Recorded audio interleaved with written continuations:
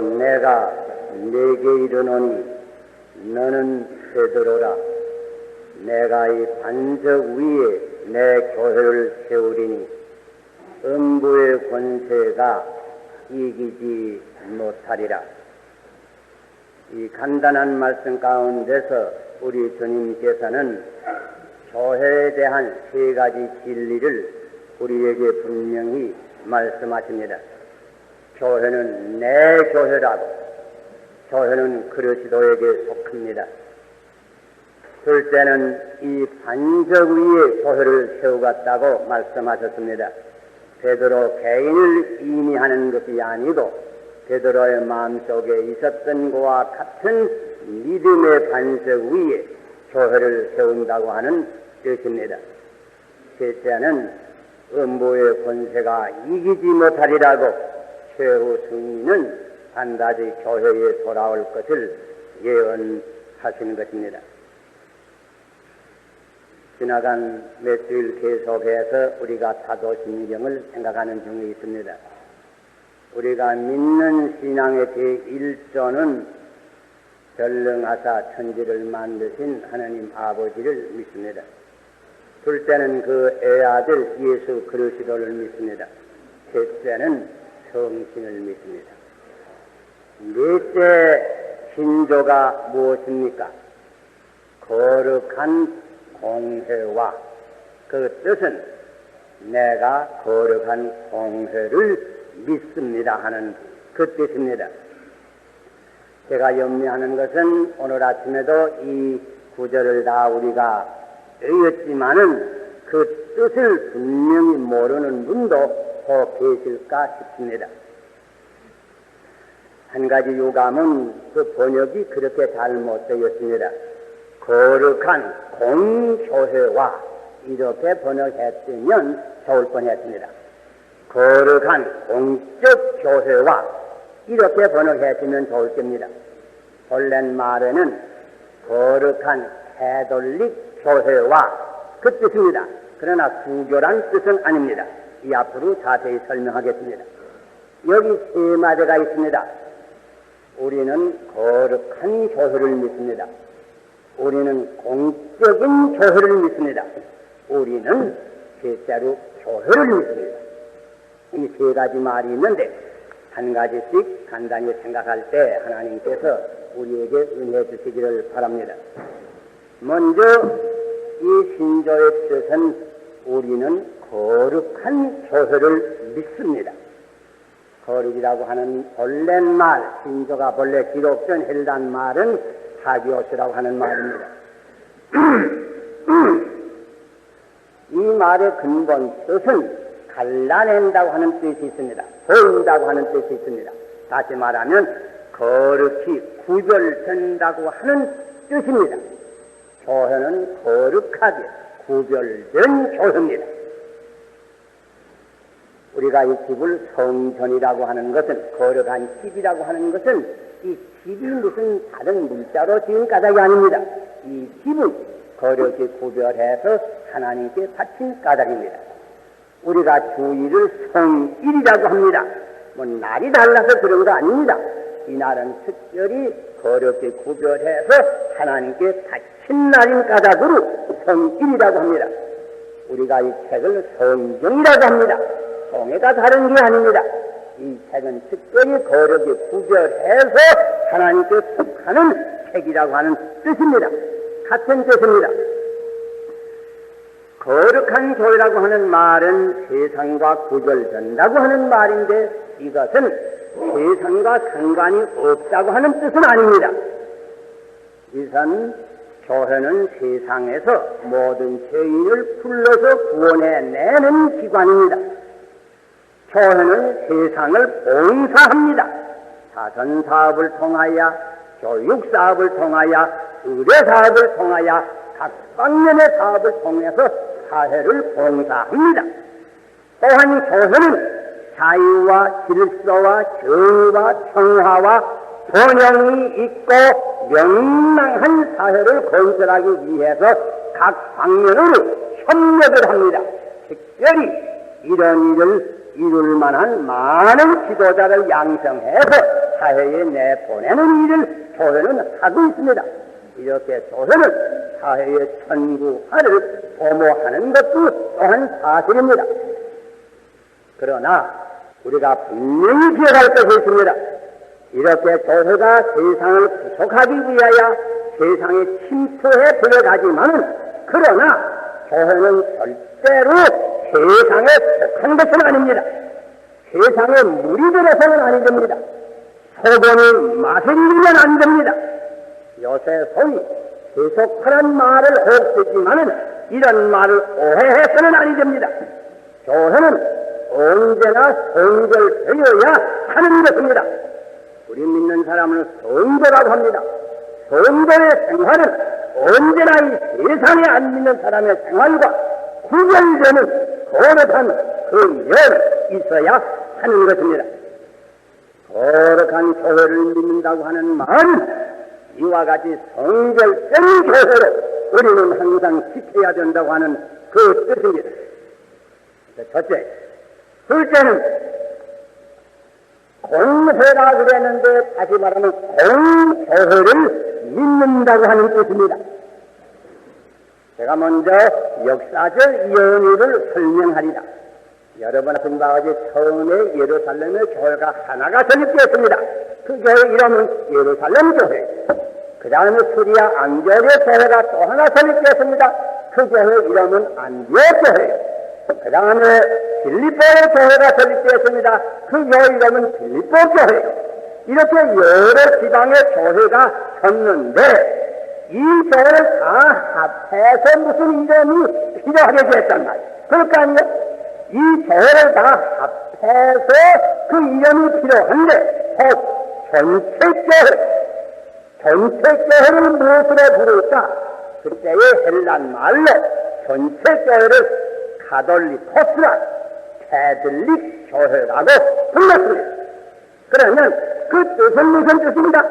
일반적, 세계적 교회, 곧 교회 전체를 의미하는 뜻입니다.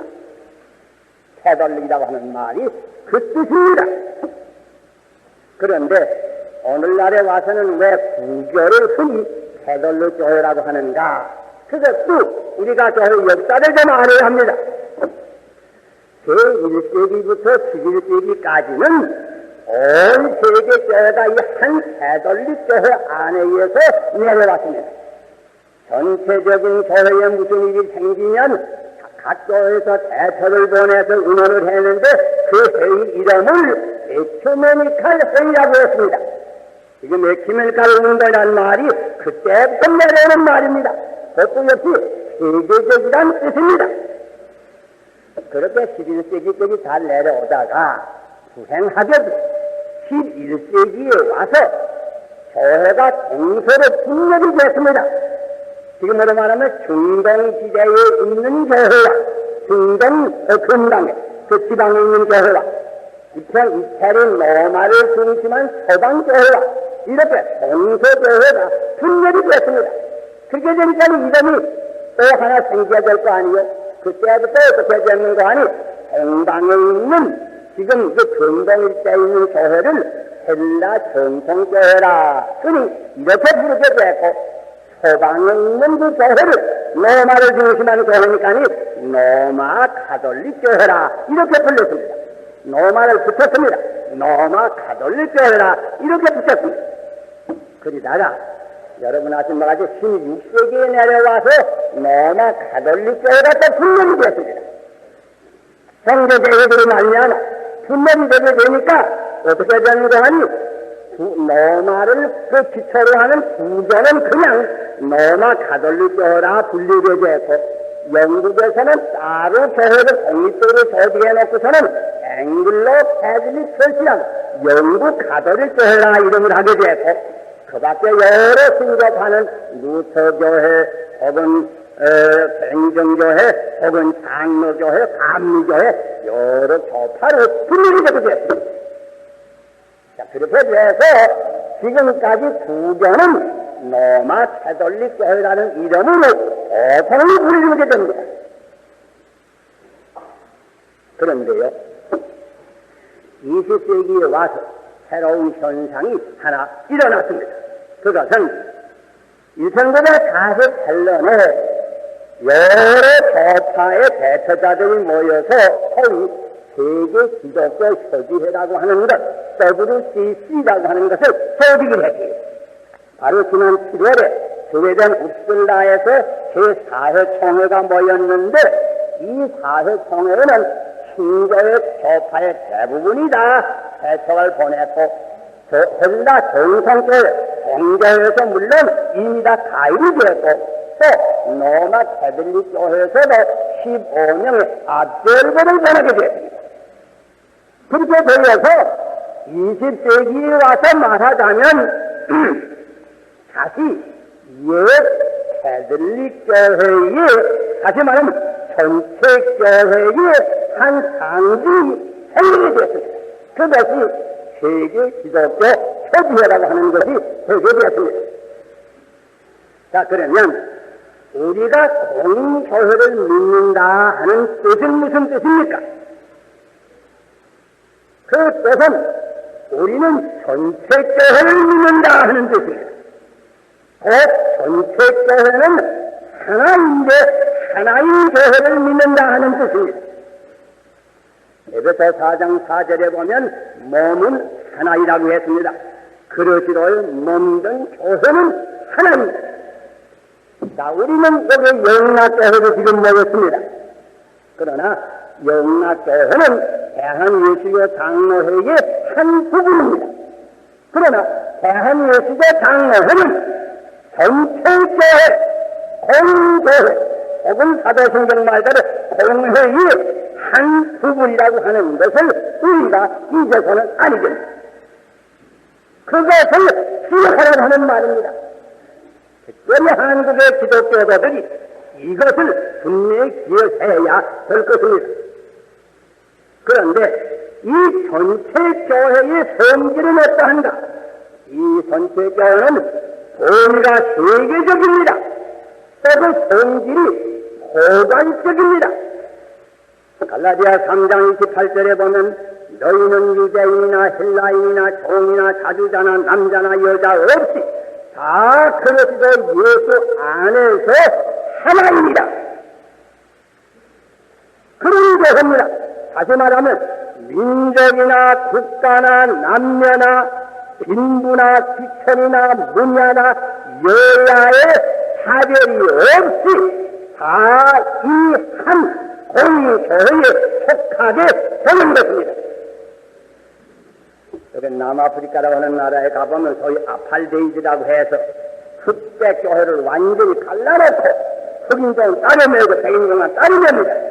이런 교회는 이 사도신경의 이 신조의 정신에 위배되는 교회입니다. 한가운데 나가서 이 공교회는 형제에 보이는 교회만 포함되는 것이 아닙니다.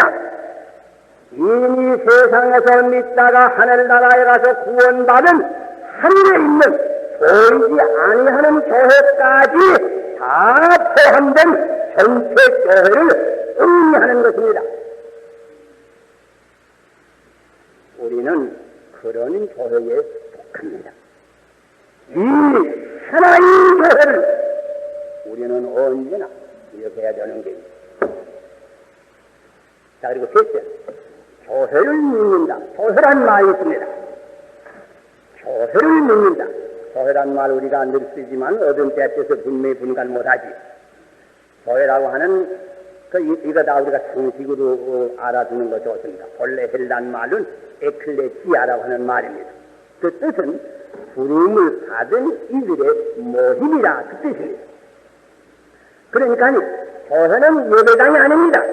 사람을 가르치는 겁니다. 영락교회 하면 이 예배당이 아닙니다. 여기 하면 여러분을 가르칩니다. 하나님의 부름을 받고 온 사람들의 모임을 교회라고 합니다. 그럼 교회의 본성이 어떠한가? 성경은 여러 가지 칭호로서 이름으로써 교회의 성질을 우리에게 설명해 줍니다. 제가 이제 간단히 설명할 때 주의해서 들어보세요. 가령 사도행전 20장 28절, 베드로전서 5장 2절에 교회를 하나님의 양물이라 혹은 하나님의 양떼라 이렇게 말했습니다.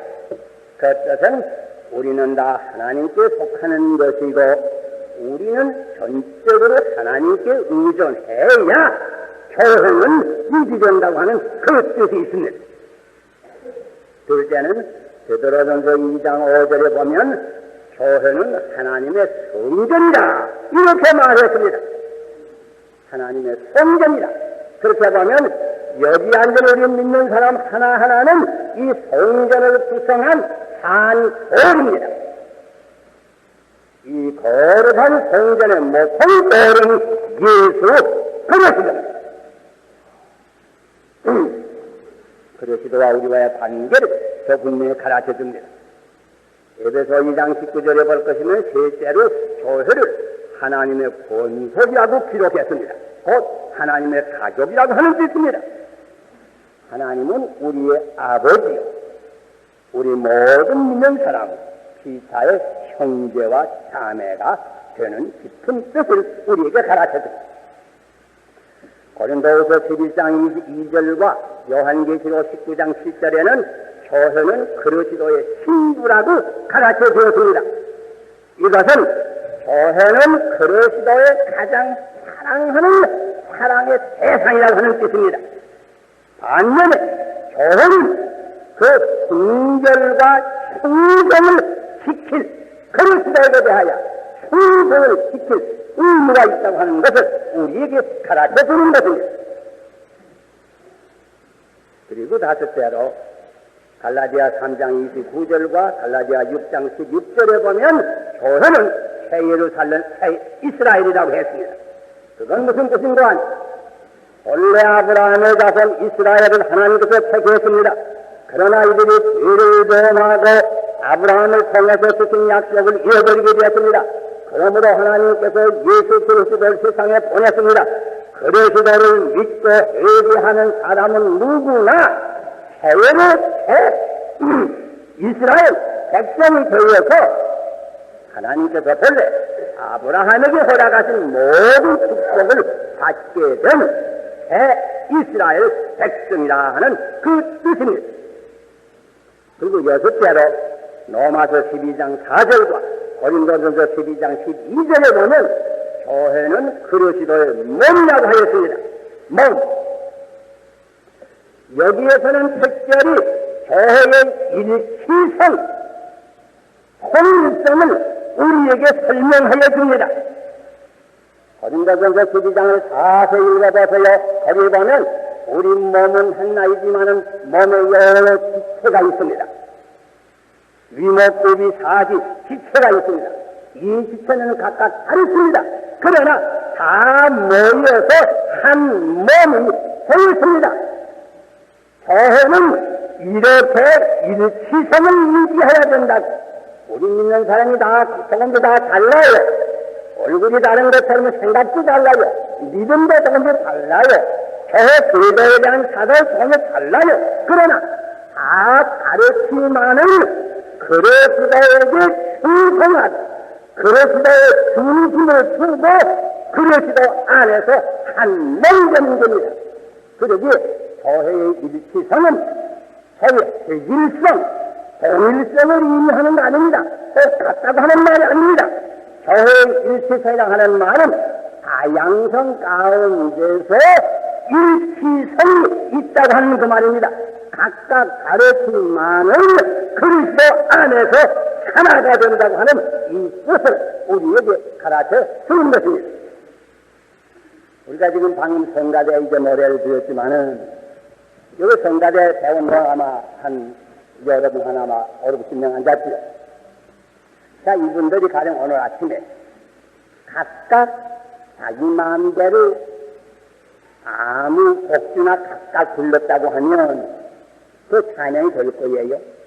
그건 진중한 소리밖에 안 될 거야.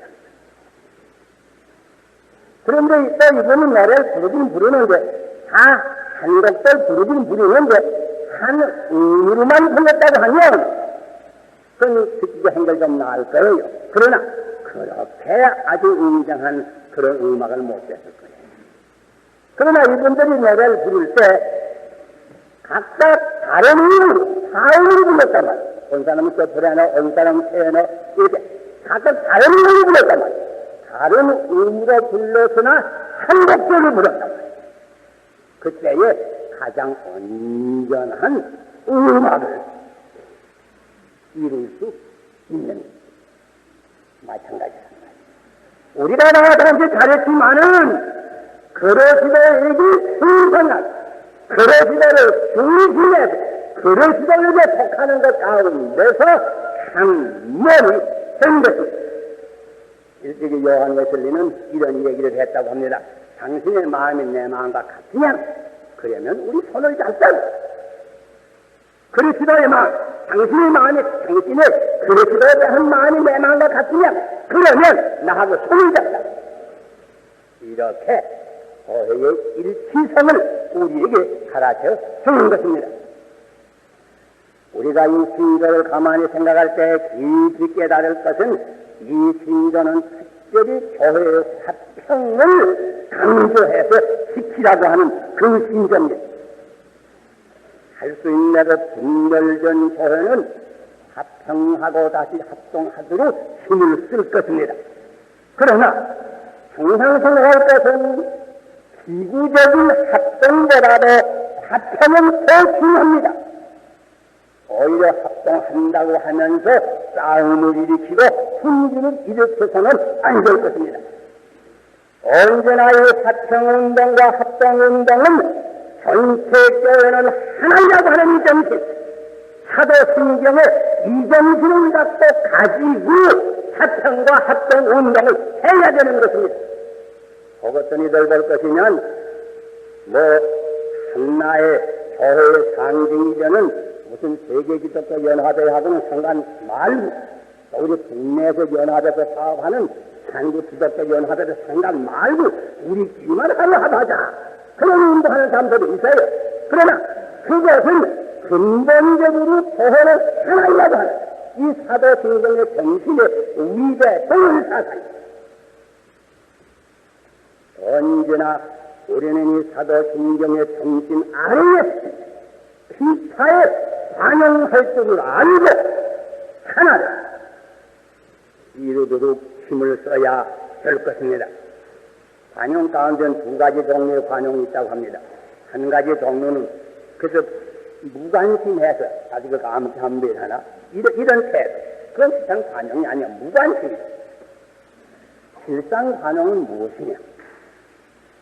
깊은 관심을 가지지만 사람이라고 하는 것은 모든 게 제한이 있는 것을 스스로 깨닫고 아무리 많은 지식을 가진 사람이라 할지라도 진리의 전체를 혼자 다 알 수는 없다고 하는 이것을 깨달아서 겸양의 마음을 가지고 다소 나하고 의견이 다르지만은 그이도 그러시도 않아서 충성을 다하는 분이면 기차에 양해를 하고 기차에 합평을 유지하는 그 태도, 이 신경을 지키는 데 아주 필요한 것입니다. 교회를 위해서 우리가 하나님께 감사할 수밖에 없습니다. 교회는 믿음의 반석 위에 그리스도께서 세우신 것입니다. 음부의 권세가 이기지 못합니다. 요한계시록을 볼 것이면 교회를 일곱 큰 톳대에 비유했습니다. 교회는 진리의 등대입니다. 암흑한 세상에 진리의 광채를 비춰 주는 것은 이 교회입니다.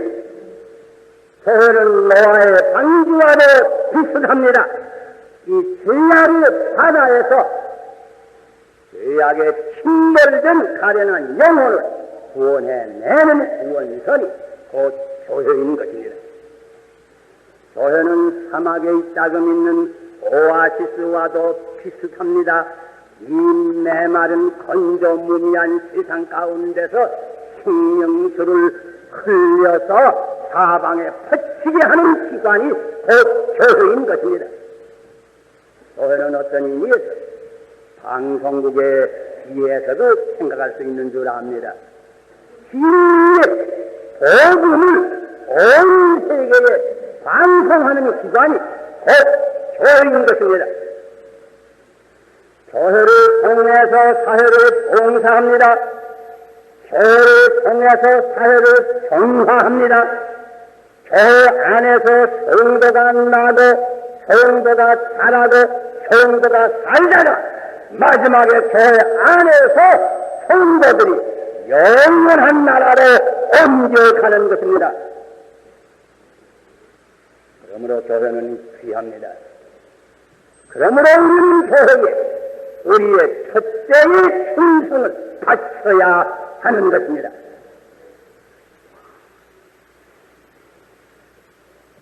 우리가 다 교회의 한 분자입니다. 여러분 이 사실이 분명합니까? 여러분이 다 이 교회의 한 분자가 되는 것이 분명합니까?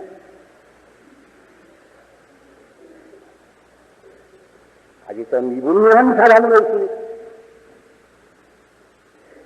오순절날 많은 사람이 베드로의 설교를 듣고 와서 우리가 어찌할꼬 어떻게 하면 될 것 같습니까? 물어봤습니다. 그때 베드로는 오직 한마디로 대답했습니다. 너희가 각각 죄를 회개하고 주 예수를 믿으라. 그리고 예수의 이름으로 세례를 받으라. 지금도 그 한 말밖에 다른 말이 이 길만 우리가 이 거룩한 공교의 한 분자가 되어서 금생과 내생 영원한 생명의 길을 걷는 길.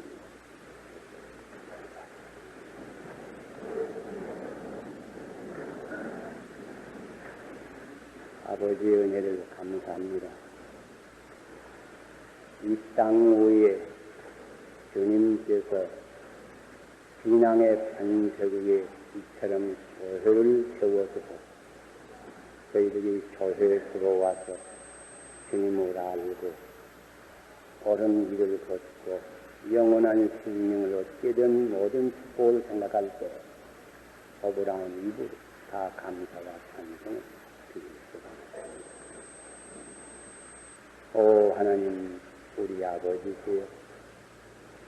우리는 이와 같이 귀중한 거룩한 공회의 일원이 된 것을 지적해 언제나 우리는 성결된 생활을 할 수 있게 해주시고 주 안에서 합평하고 하나이 되는 생활을 할 수 있게 하여 주시고 교회를 위해 충성을 다 바칠 수 있는 저희들을 되게 하여 주시옵소서. 오늘 아침 우리 영락교회뿐 아니고 온 세계 교회 전체 교회의 운영 아버지의 크신 축복을 더하여 주시옵소서. 예수님 이름으로 기도하옵나이다.